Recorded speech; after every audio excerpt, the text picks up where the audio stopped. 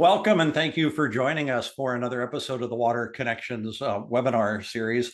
I'm your host, Richard Restucia, and today we're going to be talking about another subject that is very near and dear to my heart, and that is smart controllers. Now, when we say the word smart controller or weather-based smart controller, a lot of different images pop up in people's heads. What does that actually mean? What do they do? How do they do it?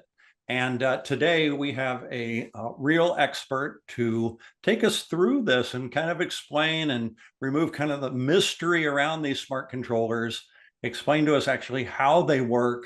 And more importantly, not every smart controller is the same.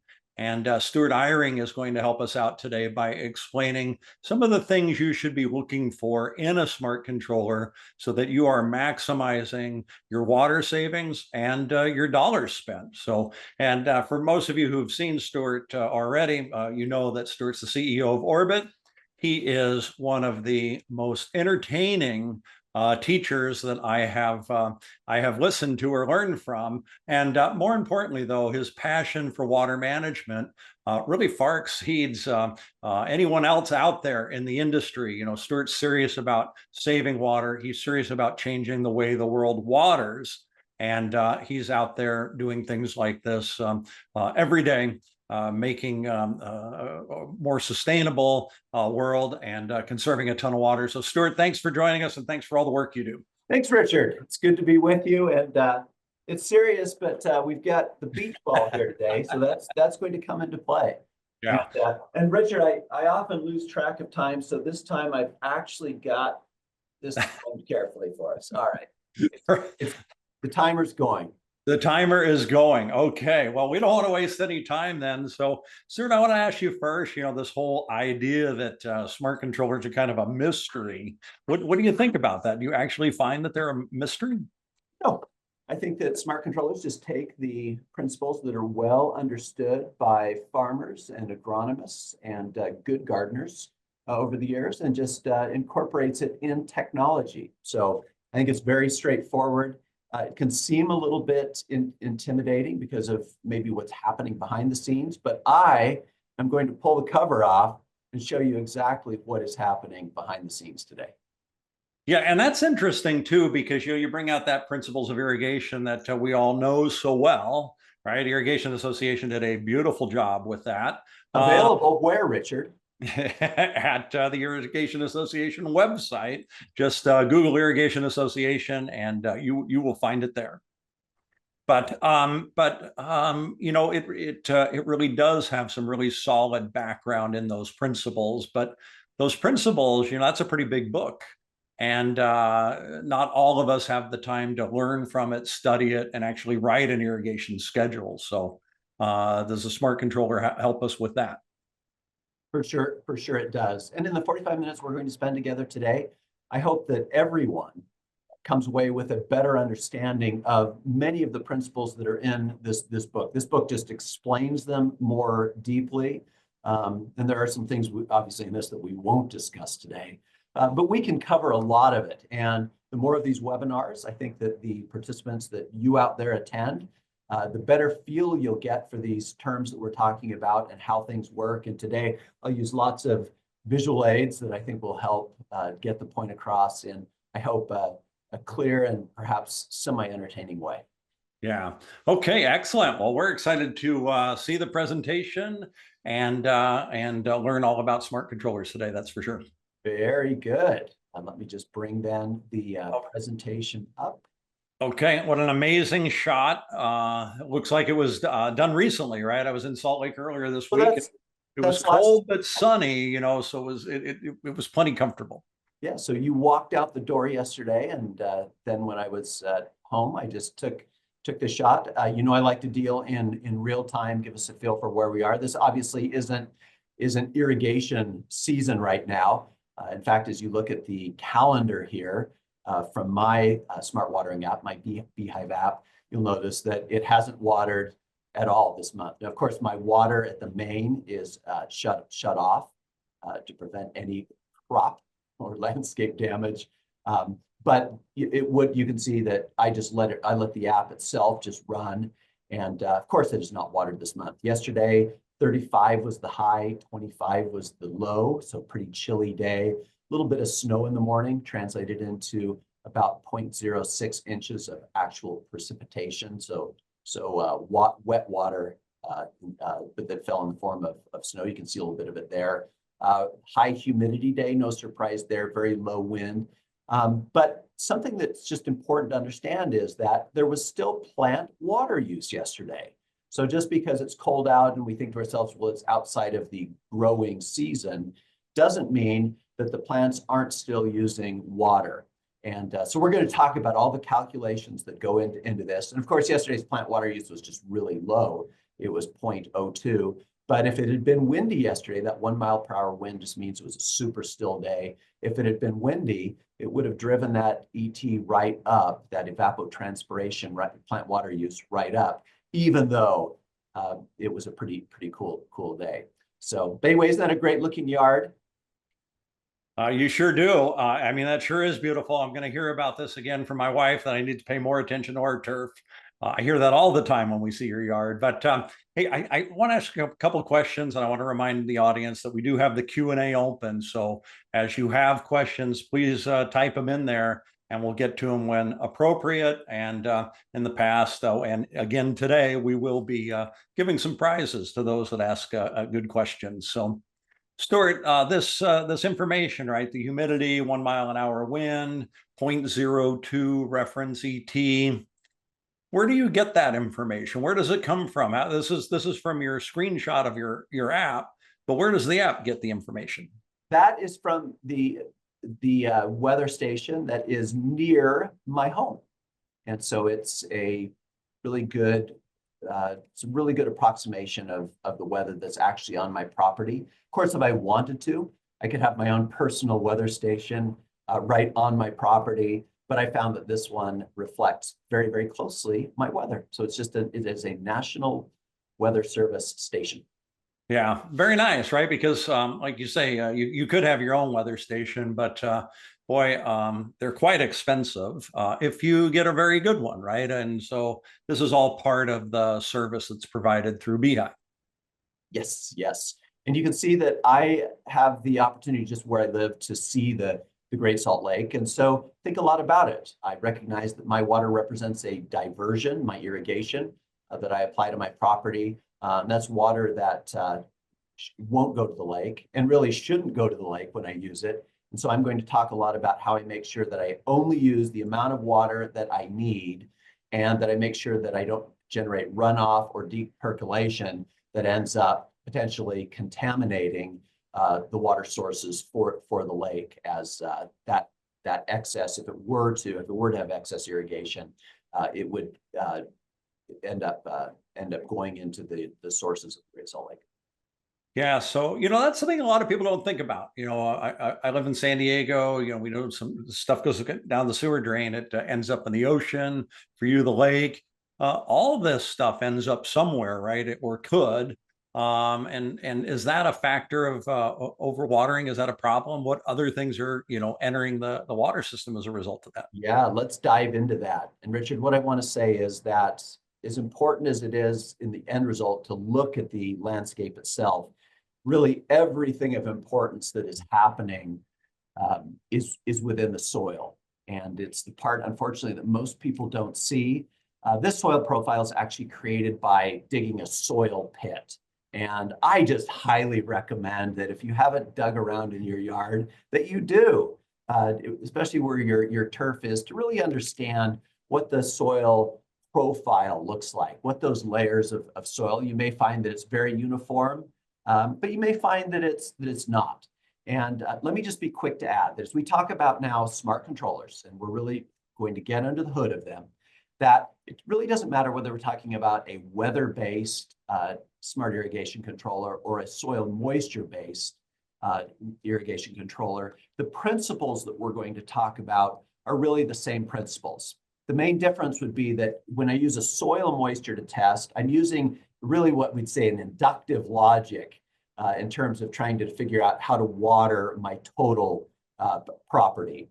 If I'm on a farm, that'd be the total farm. As I'm taking an individual site and I'm saying, okay, here's what is happening here, and then I'm inferring what's happening elsewhere.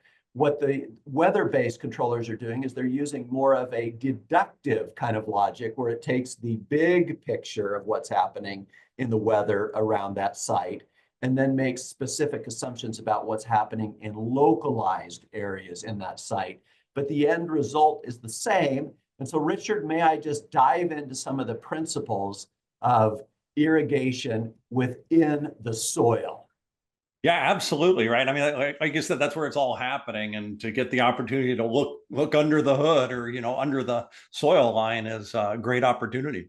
All right. So let's start right here. Is this visual okay, Richard? I recognize I'm sharing my screen, but you got to look at the one with me in it. And right. what you'll see is got a little demonstration here. And what this is showing is that your soil, so as you look at it there on the screen, and then you look at the image of me here, and you look at what I'm showing is soil particles come in lots of different sizes, right? And these are not soil particles, but I'm just representing them with these stainless steel bearings. But you can see I've got a very large size here, and then I've got really small sizes over here. And in the soil world, we would call these small sizes clays, all right? And then we'd call these medium sizes silt, all right? And then we'd call, pardon me, yeah, and then we call these really large sizes would be large silt or sand. And sand particles, just in relative to how small a clay particle is, it's like this kind of magnitude of difference. And so clay particles are super small. Think about when you're, out in the range, or maybe you're four-wheeling, and the soil gets really pulverized, and you get that dust that kicks up that's just almost chalk-like. It's so light, right? You can respirate it and everything. And of course, those then are like little clay particles. That's how small they are, is they just get airborne. So they're super, super tiny. Now, an interesting thing about then soil is that soil should ideally, for ideal plant growth, should have a balance, ideally like a 50-50 mixture of air and then water in that. And you can see that in a large particle soil, like a sand, or like I have a sandy loam, you've got large pore spaces here in this. And that means that there's lots of room for water. But what it also means is that the water tends to run right through that. Whereas when you've got these really fine soils, all right, they actually will hold a ton of water. And let me just explain why they hold a ton of water. And it has to do with some interesting properties of water. And that is that water obviously bonds to itself with a very, sorry, put that in front of my face, but a very weak bond, all right? And that is cohesion, right?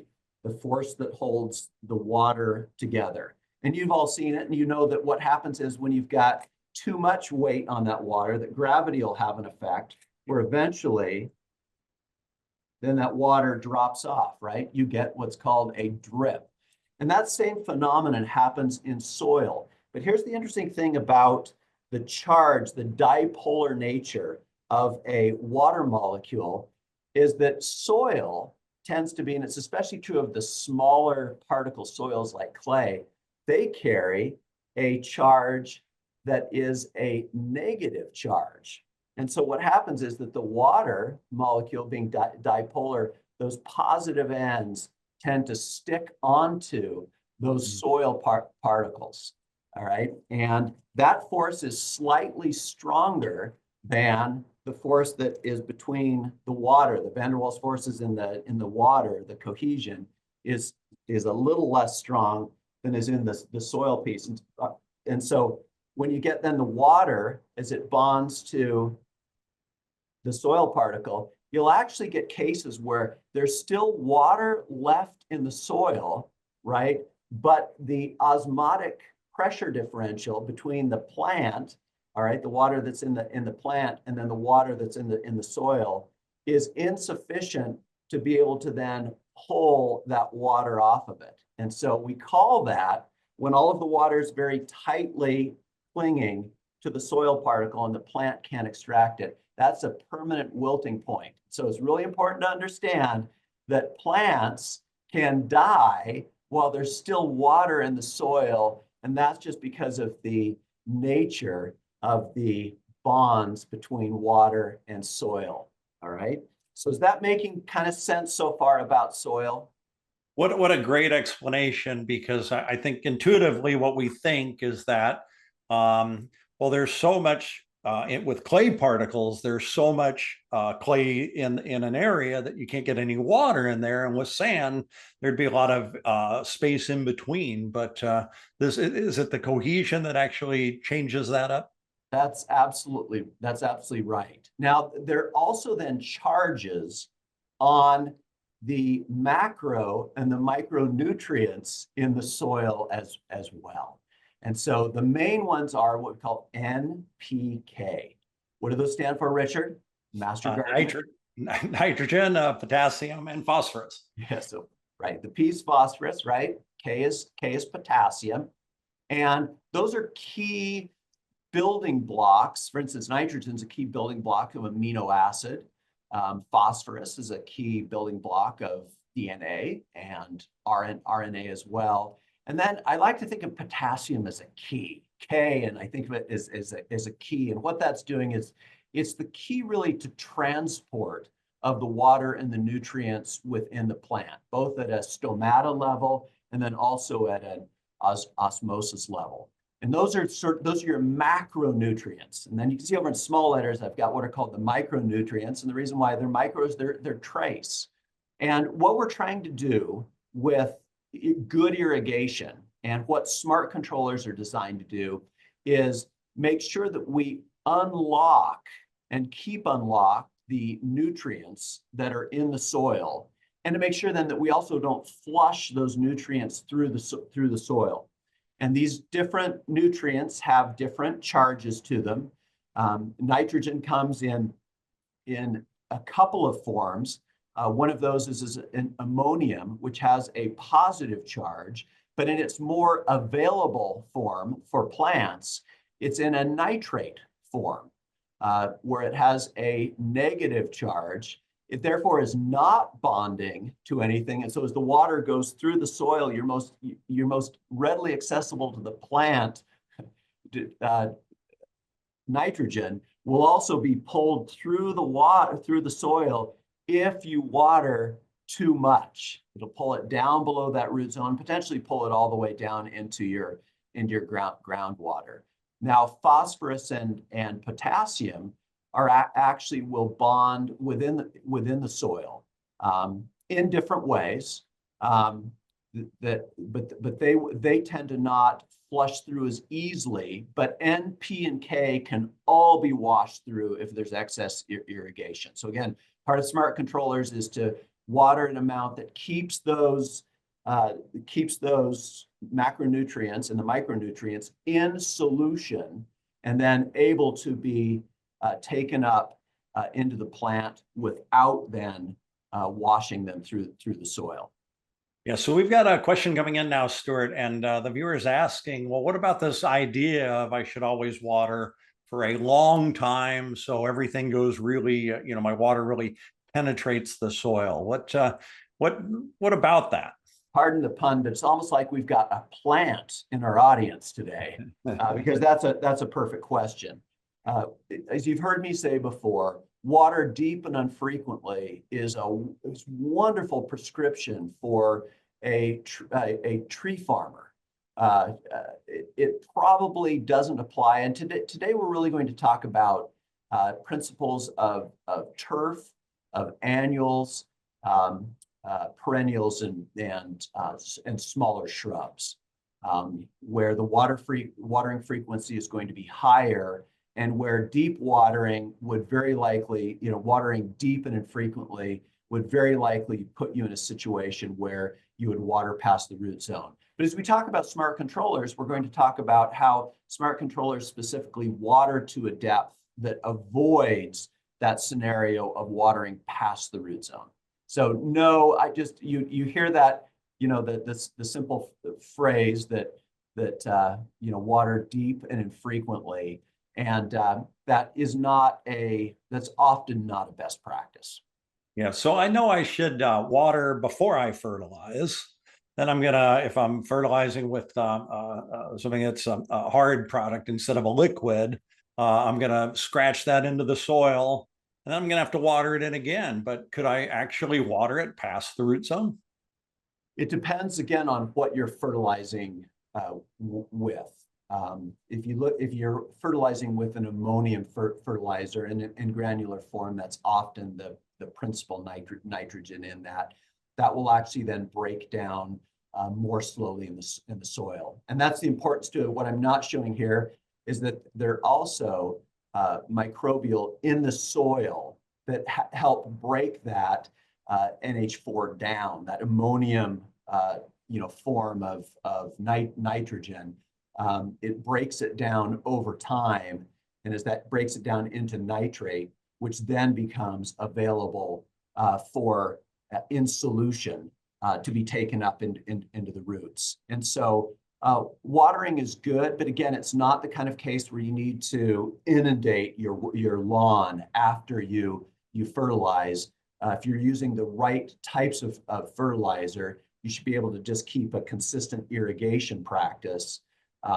The irrigation would be more to do with potentially using some sort of herbicide on it. But in terms of fertilizers, keep it steady.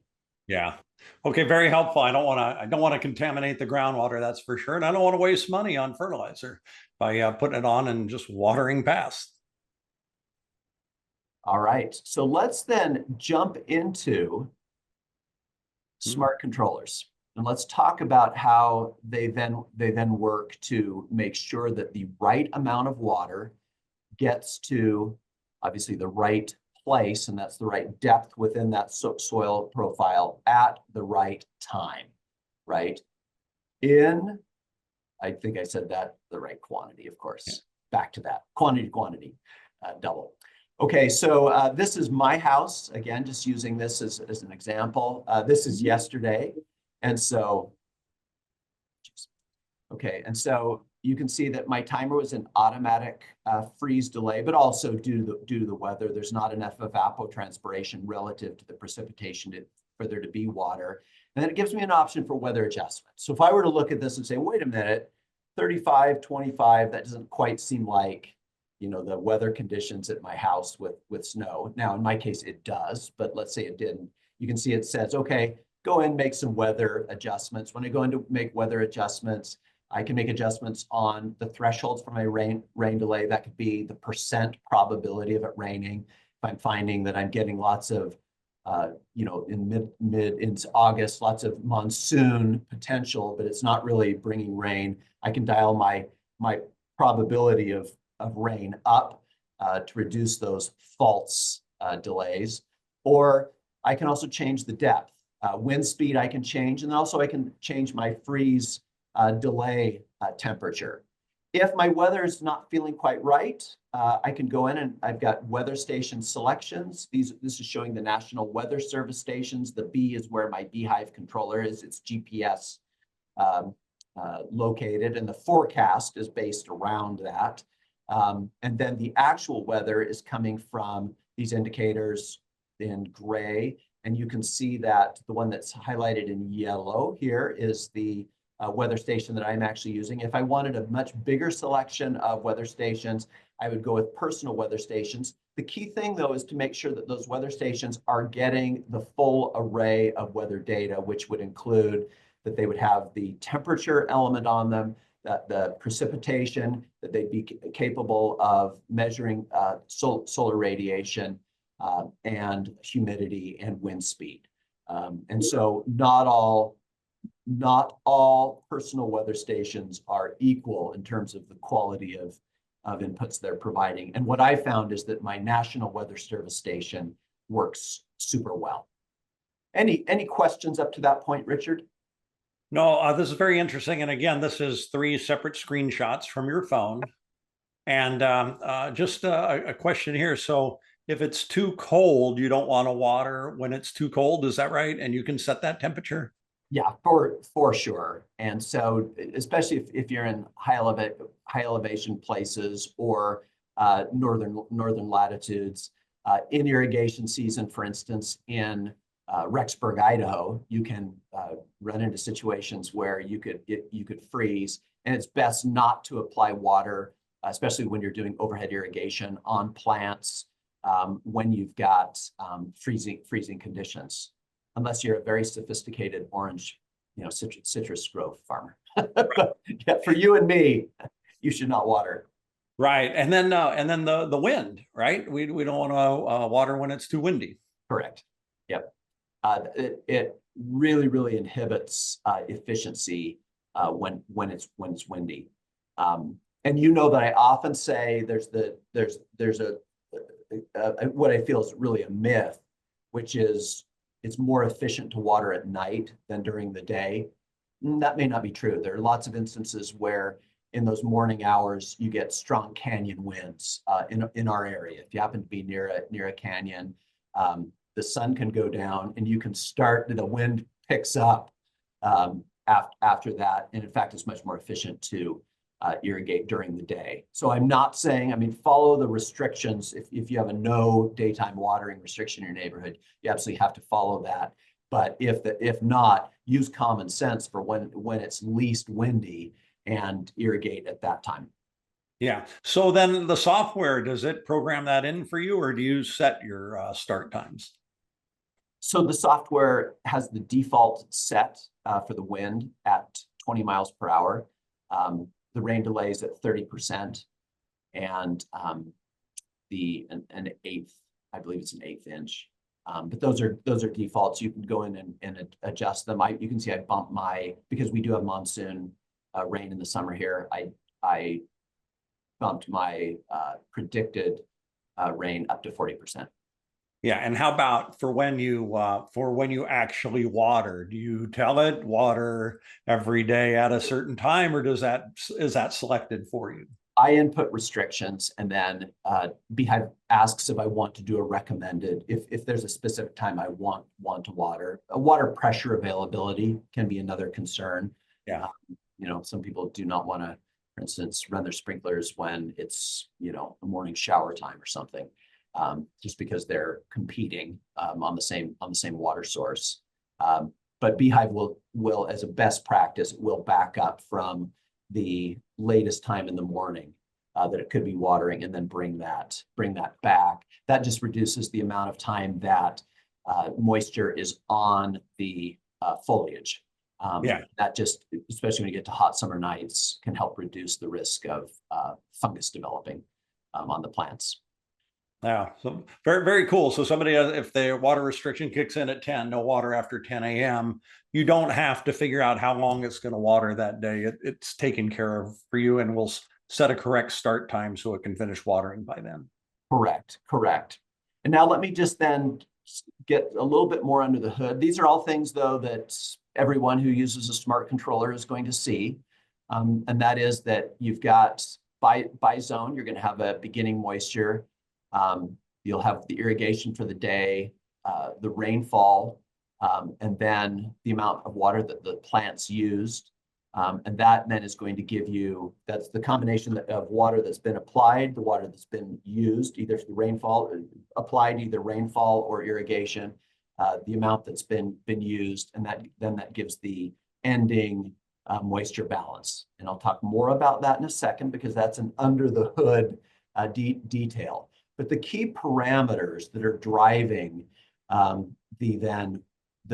estimation of water usage, and then the required amount of irrigation. And when I say estimated, I will tell you, it's if you put the inputs incorrectly, it's incredibly accurate. I measure this, very, very carefully, as you know, from past webinars on my property.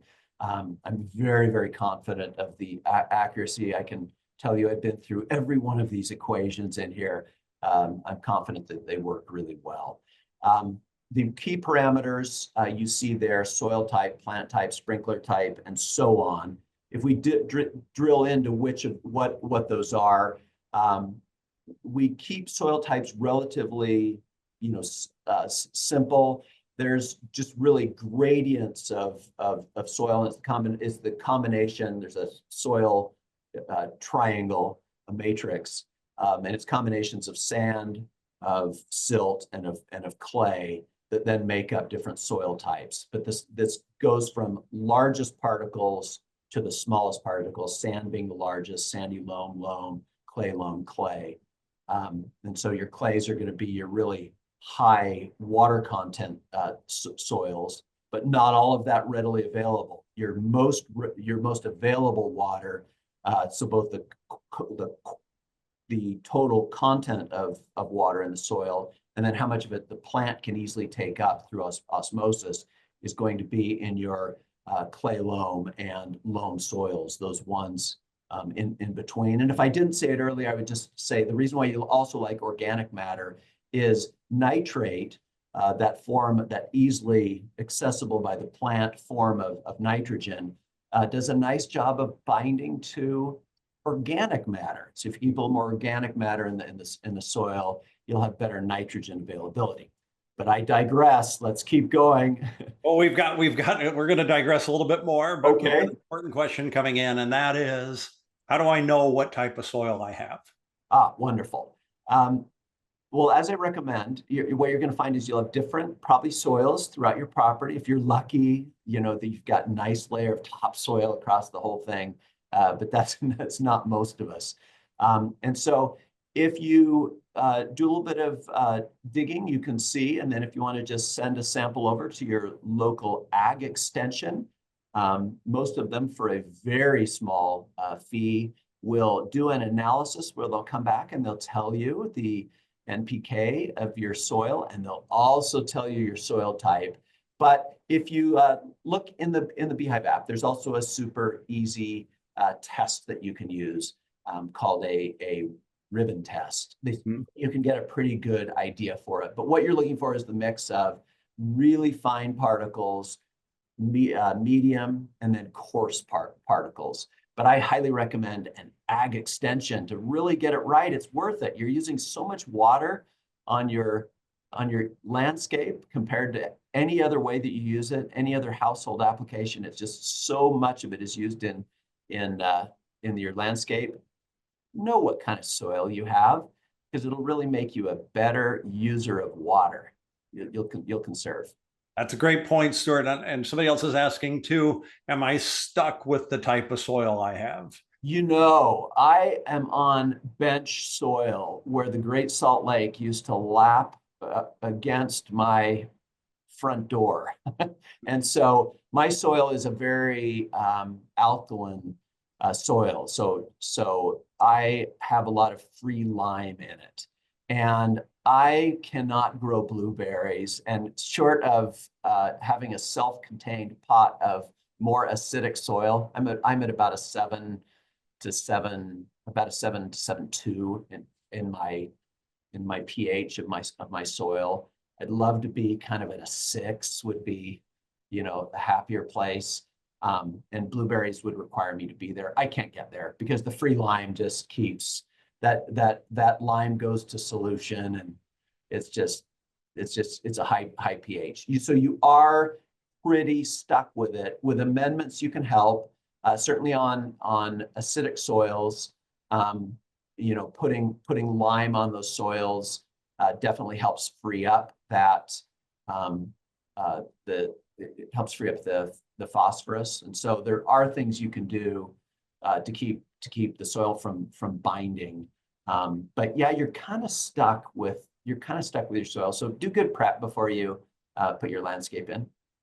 Yeah. Okay, great. Thank you. All right, so we've got plant types, and depending on the plant type, you'll have different plant factors for those. That's the amount of evapotranspiration. So there's this reference number that's for a very specific grass crop, and then cool turf, for instance, in our Beehive application, we use a 0.7 factor. So we're only using 70% of that reference ET number. A little bit less for warm turf, a little bit higher for annual flowers. They have a little bit higher water use, lower for trees, shrubs, and perennials. and even lower for desert plants. We use about a default of about a 0.35 factor on those. And then your sprinkler type, you have huge difference in the amount of water applied, whether depending on if you're using a rotor in a full pattern with a 3 GPM nozzle at 35-foot spacing has a really, really low precipitation rate. That's the inches per hour that it puts out compared to a spray nozzle. It can be as low as 10% of what this is in a full pattern situation across the full radius of throw. And then drip has all kinds of precipitation rates. But again, the technology is there to help you so that you don't have to know exactly what that is. All right. Now, and I'm going to dig deeper. So, just buckle up here. This is good. This is good. You're covering all the bases. It's great. All right. The sunlight is an important factor because it will affect both the ambient temperature within an area, but then what it'll also affect is the amount of sunlight and therefore the photosynthesis within that part of the yard. And photosynthesis is a major driver of evapotranspiration, plant water use. And so that's an important thing to set. If you've got a shady area, it's not going to need as much water as an area that gets full sun all day. Then also rainfall. Rainfall is deducted from the irrigation schedule. We as a default for Beehive deducted at 80%. We say, well, probably 20% may not actually get to the root zone. It may come so fast that it runs off. There'll be some evaporation that will happen as it hits the foliage. And so we say 80%. But there's some areas that are covered, right? There are certain applications where you may have container plants that are under a porch, and those wouldn't get any water, so we wouldn't want to be deducting rainfall. They wouldn't get rainfall, so we wouldn't want to be deducting it from them. And then slope is really important for telling us what the likelihood is of water running off. And I'll explain that more in a moment of how that works. All those parameters work together to say, okay, here's a basic schedule based on historical ET, and that's just ET over a 30-year period, of when you could expect the controllers to water. And what we find is one thing about smart controllers is a lot of times people have had their own irrigation practice. Perhaps it's the way that the contractor set the controller, or it's the way they've just done it for, the homeowner's done it forever. And so when they first see a smart schedule, they just sort of say, well, that doesn't seem right. But it is purely and very accurately calculated based on people who actually harvest their landscape, their crops for a living, and just trust that it's very, very good science. But for a lot of people, the first time they look at it, they say, that doesn't feel quite right. Now, of course, if there were restrictions, there is the ability easily to go in and say, okay, I can't water on these days. And so, of course, that's going to affect the days watered. And maybe it's like, well, I can't water for more than this amount of time. So that could affect it as well. Then drought settings are just an additional measure that we have implemented. That's actually very specific to Beehive, but we live in a state where we're often in a drought situation where we don't have water. And even if water is not being formally curtailed by the state or the water district, we still want to give our users the ability to go in and conform their amount of usage to the drought situation. And so each one of these, D0 is the least drought, D4 is the most. There's a 5% increment of deduction in the amount of water that's applied with each one of those drought stages. And so at drought D4, it would be watering at 25% less. And of course, during the peak of the drought, the mega drought that we had, so 3 seasons ago, I was in that highest drought setting. I always operate at least at a D1 drought, just because, Richard, I'm a great irrigator. I'm that good, and my uniformity and everything's that good. You can be that good too, and should be. That's interesting, Stuart, because I'm trying to understand this drought setting and why you did that, right? Because I should, no matter if we're in a drought or not, I should be watering to ET, shouldn't I? No, no, no, no, no, no, no. Can I say no again? You never water to ET unless you're an alfalfa farmer. Yeah. Then you'll water to ET and maybe slightly above. But no, no, no. ET is designed around what I'll call a theoretical crop. It's in a field lab type environment. You, for your landscape, need to water at most for Kentucky bluegrass at a 70% of that reference ET number. And then you can reduce it down from there if you'll apply the principles that we'll talk about. Okay. So Okay. this is why stay tuned. Don't leave now, or you're going to miss the part where you're going to have better nutrient availability to your plants, and you're gonna save water doing it. You're gonna save money by getting get a greener lawn. You actually can have your cake and eat it too in this case.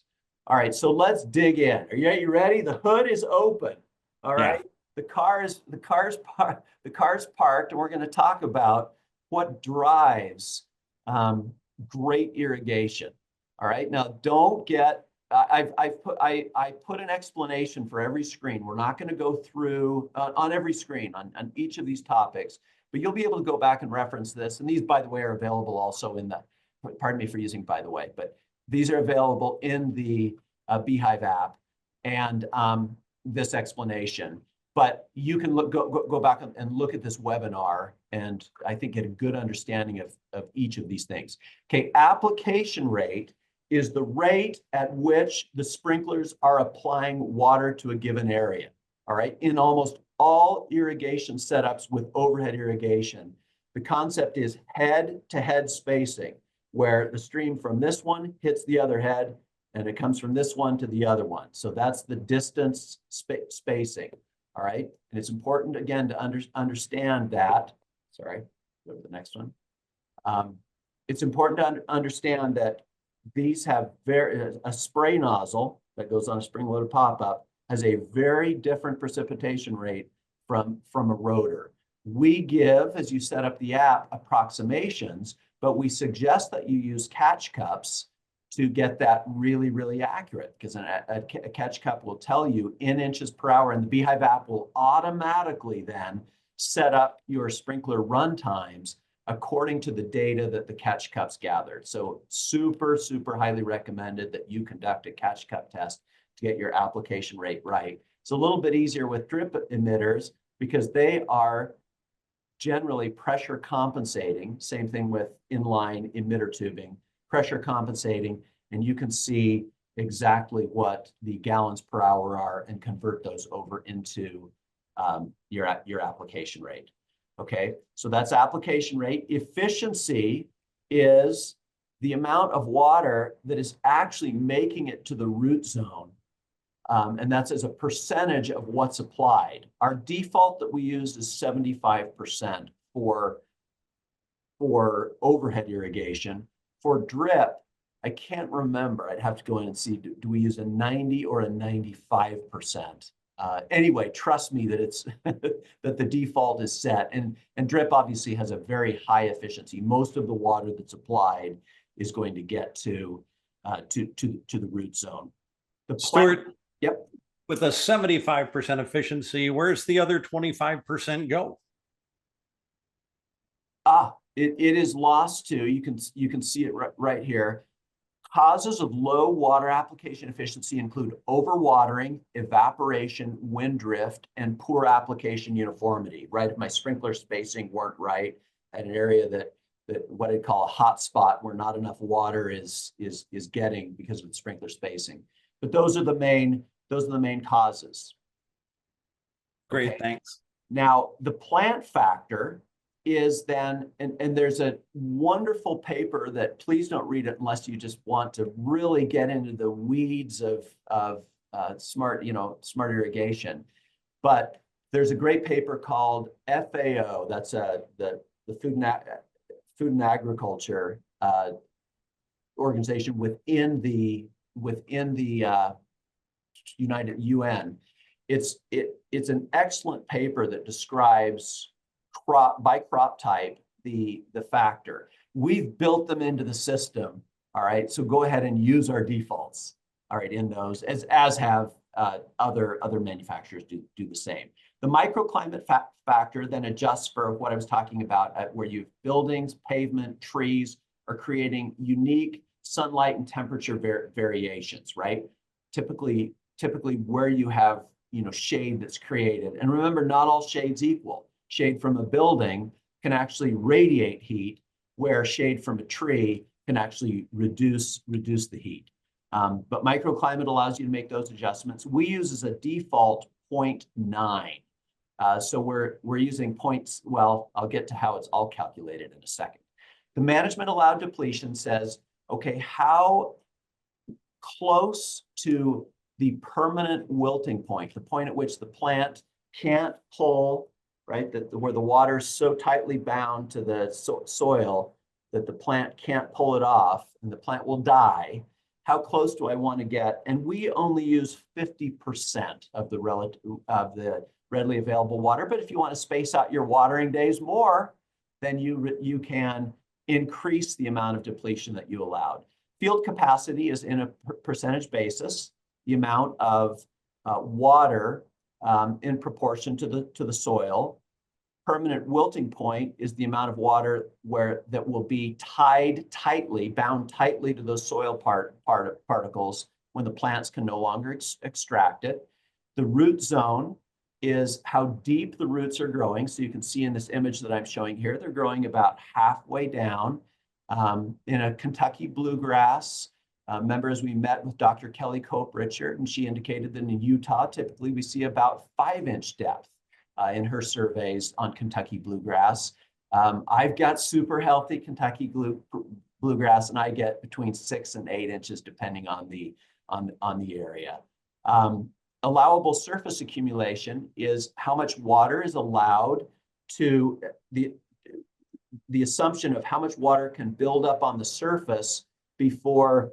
Remember, we talked about the drip forming, right? That water from gravity getting pulled down the hill. And depending on the amount of, for instance, thatch is a crop cover, right? Meaning that you can actually it covers the ground and it reduces the amount of surface, or it increases the amount of allowable surface accumulation. The basic infiltration rate is according to a soil type, how readily that soil takes in water once that soil is moist. Moist soil is good to irrigate on. It's one of the reasons why we do cycling, because like a sponge, sponges are more efficient when they've got some water in them than when you just pour water directly on a dry sponge. So another secret to great irrigation is to cycle cycle and soak so that soil is really taking the water and you're getting as little runoff as possible. Effective rainfall is the 80% as a default value of the rain. And then the drought factor we already discussed. Those then are computed by the Beehive app. Now, if you take the irrigation auditor course from the Irrigation Association, you'll get to calculate these all with a calculator.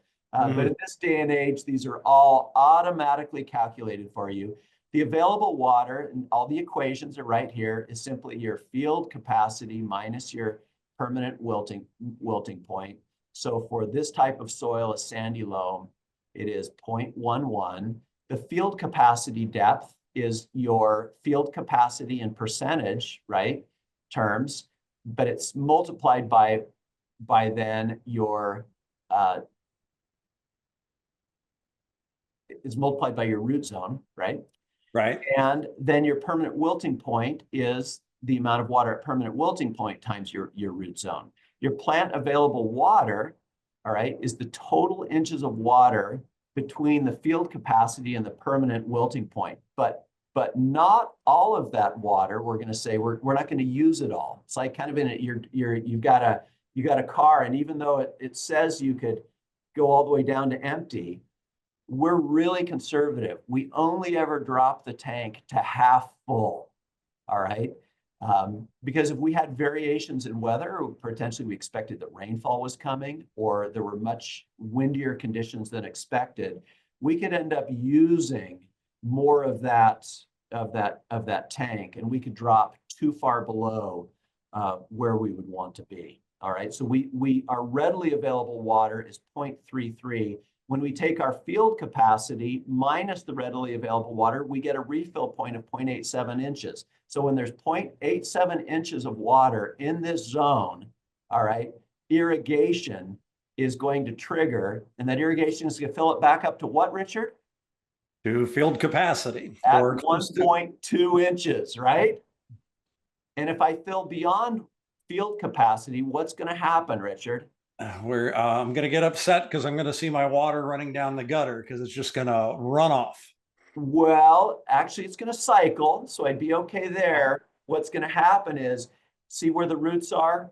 That water is going to go below that, and it's going to push on that water beneath it, and it's going to push that water down, down, and eventually I'm going to be leaching my macronutrients and my micronutrients down into the groundwater, right? And then the runoff you described, which is if I water too fast, right? My rate's too fast without then stopping, waiting for it to soak in.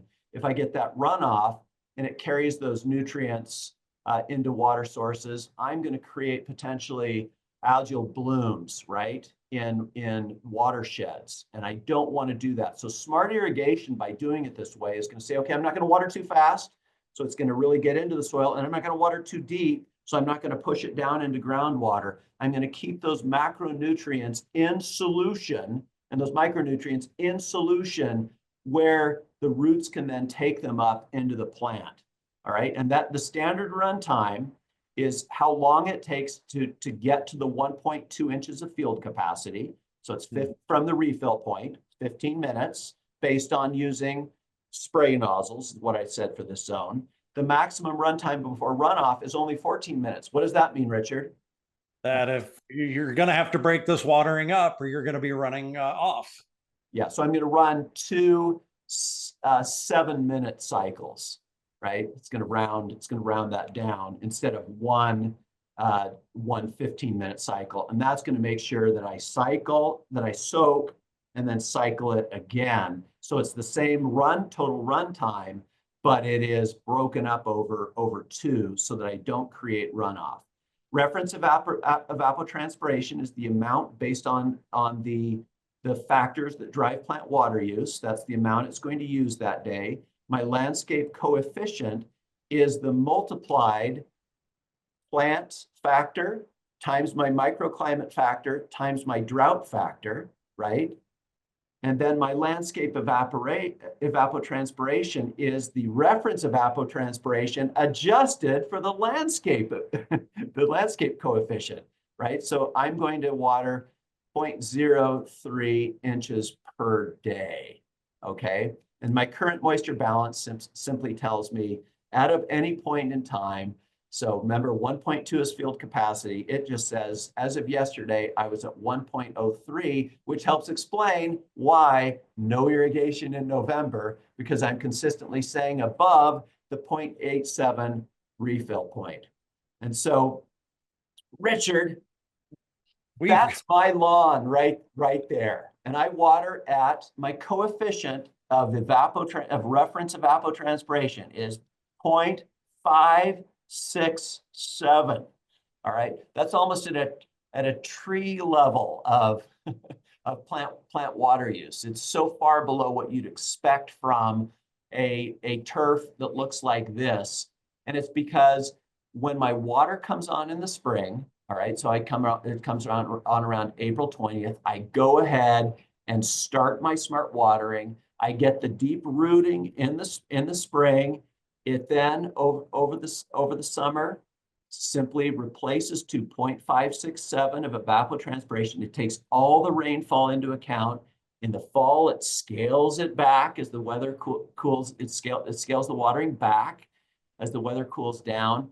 And I absolutely minimize then the water usage. And I'm always watering. I'm avoiding runoff across the top of it and only watering down to the depth of my beautiful Kentucky bluegrass. And so this is just an example of smart technology makes it possible, whether in a landscape or in a crop field environment, to be able to use water in ways that is super, super conscientious of our waterways. It's super conscientious of our water supply, and it ensures that the macronutrients and micronutrients are in solution so that they're most available to the plants. You get the most bang for your buck, both from your water and from your fertilizer. And Richard, that's a look under the hood of smart controllers. A tremendous look under the hood, Stuart. Great job. I also want to say, Torrey Pines Golf Course here in San Diego would be jealous of that turf.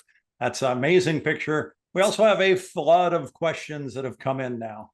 And so the first... Gus is going to join me to answer them, because Gus lives, the portion of topsoil and subsoil that Gus lives in, it's called the Vados. Yeah, it's the Vados is the area where you've got unsaturated soil, and it's where Gus and his friends live. We're watering at the very top portion of that, and then the portion below the Vados where he lives is called the phreatic zone, and that's where you get saturation. That's groundwater. So we're protecting this little guy here at the same time. I've been waiting 5 months for Gus to make an appearance. I'm glad he could join us today. When the snow shows up, he gets excited. Yeah. So what happens, Stuart, when a city has a water restriction, like no watering on Wednesdays, or you can only water on 2 or 3 days a week? How does this impact the software and the scheduling? It will water to what you've allowed it, the days that you've allowed it to water. So it will scale back to whatever that restriction is, and then it will still break the run times up the same way that it breaks the run times up, but it's going to apply obviously less water overall if you're restricted in both your days of the week and your run times. Yeah. Okay, great. So anybody who has a day restriction, this still works. If there are any people from cities, conservation specialists, I just would ask, please trust the technology, because we will save more water. If you implement the drought restrictions using the drought restrictions, we'll take rainfall into account and we'll save way more water. In some cases, there is just a day restriction. That's water however much you want on your day. That's a horrible, horrible practice. That's everything. It's Gus's worst nightmare, is water streaming down through his burrows. Don't do that. And how about the control? Yeah, how about the controllers and how they get the information? Wi-Fi, cellular. What bandwidth does the controller run on? Is the question. Yeah, different controllers run on different bandwidths. We have cellular controllers. We have 2.4. We have 2.4 and 5 Wi-Fi. We have ones with 900 megahertz radios in them, and we have all of them have Bluetooth radios in them, which allow you to connect to the controller, near field. That way, we don't have to have a full set of smart watering controls built into every controller's interface. Some of those, like under the hood pieces of it, can be accessed via the phone. So basically, LoRa, cellular, Wi-Fi, and Bluetooth, and different combinations depending on the controller. Yeah, so pretty much whatever your need is, it's covered. Yeah, and we have ones with Ethernet, capability, and yeah, that too. From a farm standpoint, You can use, one hot spot to control, many different pivots. So lots of cool technology. Yeah, very nice. So somebody asking about, do you consider soil salinity? Does this come into the equation anywhere? How do you deal with that? Yeah, so soil salinity is, in fact, let's run up to this screen. So what happens with soil salinity is when salts get dissolved into water, it increases the osmotic pressure. You have then higher pressure outside the plant, and you want to have higher pressure inside the plant. And so you've got certain types of desert plants that actually within their root hairs, they have super high osmotic pressure in them, and they're able to pull. They can pull water out of the most saline kinds of soils and super alkaline soils. But those are typically not what you're growing in a non-desert environment. And so in those cases, what you'll have to do is keep more water in the soil, increase the watering frequency, so that you're actually helping to dilute the salts. As I mentioned earlier, and this would be, specialists only, there are farmers who will actually flush soil. They'll actually leach salts out of the soil with very heavy irrigations. But as somebody asked the question, how much can you improve your soil? It will get, usually the problem there is also the fact that the water itself tends to be salty. And so the solution there is you actually have to apply more water. You have to apply water more frequently to keep the solution, to keep the concentration of salts lower. And then your osmotic differentials enough usually that you can still produce decent results. Yeah. And so how about the soil testing that you mentioned earlier at the extension office or some lab? Will it tell you your soil salinity or if you have a problem? Yeah, and certainly when I said soil can't be fixed, that is very true in a farm environment. I mean, there are things you can do, but it can be very, very expensive to remediate soil in an ag setting. But in a landscape setting, there actually are things you can do. You can choose areas of your yard. I definitely top dress with mine to just over time improve it. And so when you get the report back from the ag extension, they will have recommendations on fertilizer, and you can get recommendations on amendments as well. So somebody else would like some turf tips. They want their turf looking as good as yours, and they want to know, do you aerate your lawn? Absolutely. Yeah. I have a relatively loose soil, so I'm on a coarser soil, so it's not as critical to me as it would be if I were on a finer particle soil, silver clay. And then depending on compaction as well, and kids, I need it less now than I did. But when you get compaction, it's just good practice to aerate. If you've got good microbial action, you shouldn't have bad thatch problems. But it also helps for that as well. I just think it's a good practice. I love to aerate. So absolutely. I've got a core aerator that I pull behind my garden tractor, and I'll do that at least once a year. Nice.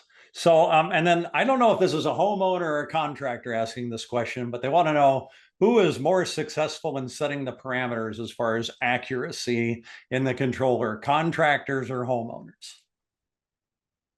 It depends on whether the contractor is providing ongoing support to the site, because there's almost always opportunities for, after you go through and you set it, and the contractor is doing it tons more time, so that I would expect that just based on familiarity, the contractor is going to do a better initial job at setting it. However, is that contractor, and we certainly hope with our contractors that they're not churn and burn, where they're just going in, installing something. In many cases, not us. as much as possible, we try to avoid a situation where it's a production home situation where a controller is installed, might just be in a grow-in, kind of setting where there is no root zone. It's just the initial hydroseed or sod put down. That then still needs to be put into smart mode. And then over time, it really needs to be refined. I think that a contractor, you can see by the depth of what I've gone through here, is that in no way does this eliminate the need for a contractor. This provides a contractor with tools that they can use to make an incredible schedule with the refinements. And essentially, if you look at what I talk about, I am like a really, really good contractor, right? It's on my own property, is that I understand all the elements of it. I'm going through and constantly refining it. So I would expect that a contractor could do that better. But our goal here is, and Richard and I spent an hour before we did this webinar saying, how can we help more homeowners at least do the basic adjustments as they see things that need adjusting. But we think I would certainly say a contractor should be able to do it much, much better. And I'd hope that there are many contractors who take this smart irrigation seriously and are in the kind of service relationship with their sites and with homeowners, where they're going in and providing this support, because it can make a tremendous difference. And I would say not every homeowner can achieve my results, right? Yeah. I mean, I'm good. Well, you've got the education, and also you've got that passion, and you're working in your soil. You know what's out there, and I think that's really right. The answer is whoever's working the most or has the most knowledge is going to be more accurate on setting those parameters. Yeah. But the way we say it, right, Richard, is that we make bad irrigators good. Yeah. and we make great irrigators terrific. Yeah. All right. And that's really what we're saying. And I'd put, for the most part, contractors in that great to terrific, and homeowners from, average to really good. And it is good. I mean, even in its basic settings, Beehive is way better than what a homeowner is going to be able to do on their own, for many reasons. There's the rainfall piece of it. There's the depth of irrigation piece of it. There's the frequency adjustments piece of it. The average homeowner is just not going to ever get there without the assistance of technology. Yeah. And we have one final question, Stuart. Somebody is asking if they can hire Gus. That's a good question. I think I'll go in with Gus, and maybe we'll modify the there's the checkbox on the IA hire certified, where it's like, are you available for hire? What do you think, Gus? We'll discuss it, maybe. Right. He's pretty good, though. He's expensive. He's expensive. I'm cheap. He seems to always be ready to work at a moment's notice. That's what I appreciate about him. So, Richard, this is obviously a passion. I just would finish by asking that, as any specialists out there, conservation specialists, when you're thinking about restrictions, restrict with the smart controllers, not against the smart controllers, right? Use the settings within them to establish the restrictions. Otherwise, any good work that's been done by a contractor or a homeowner gets reversed when well-intended, right? Restrictions go into effect, but they pull these controllers out of smart mode. Rainfall is no longer taken into account. The run times get messed up. That means that there's risk of runoff, there's risk of deep percolation, and there's risk that the controllers will not be changed back seasonally. So I would just say, please use the smart controllers as they've been intended. We have anticipated all the way up through in any given year, a 25% restriction on water. We could go more if that were necessary. But that is a built-in as a default, an existing capability today. Please use the smart controllers as part of the restriction program, not against it. Yeah, it's a really good point, Stuart. And thanks to you and thanks to Orbit for making this an affordable solution too. It's not like to get this type of performance out of your irrigation system, you have to spend thousands of dollars. It's priced pretty much the same price as any conventional controller. And that was a real gift you guys made to the industry. Yeah, and Utah just increased the rebate to $100 on a smart controller in a residential setting, which is now more on par with what we see in California and other large irrigation markets. And so there definitely are significant subsidies out there to support people in the conversion to smart controllers.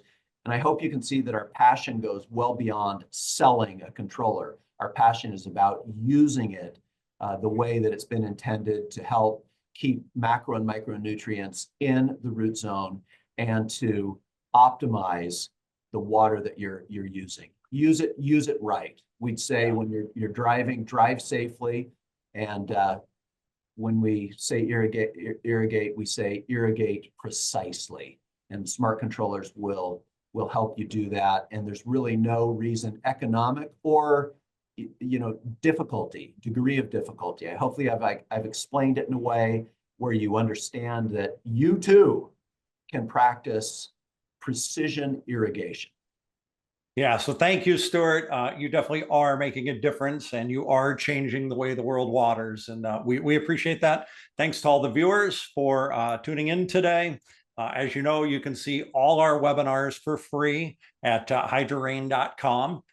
You can watch them there or wherever you listen to your favorite podcasts. They're available there as well. Richard, Last thought, Stuart? Yeah, Richard, can Gus send us off? We've got Gus on right now. Yep. Okay. When it comes to smart irrigation, Gus, oh, beehive. I love it. Okay. Thank you, everybody. We'll be back in December, right? We're off next week with the holiday, but we'll be back in December. Watch your emails for some informative webinars coming your way. Thanks again, everybody. Thanks, Stuart. Thanks, Gus. Thanks, Richard.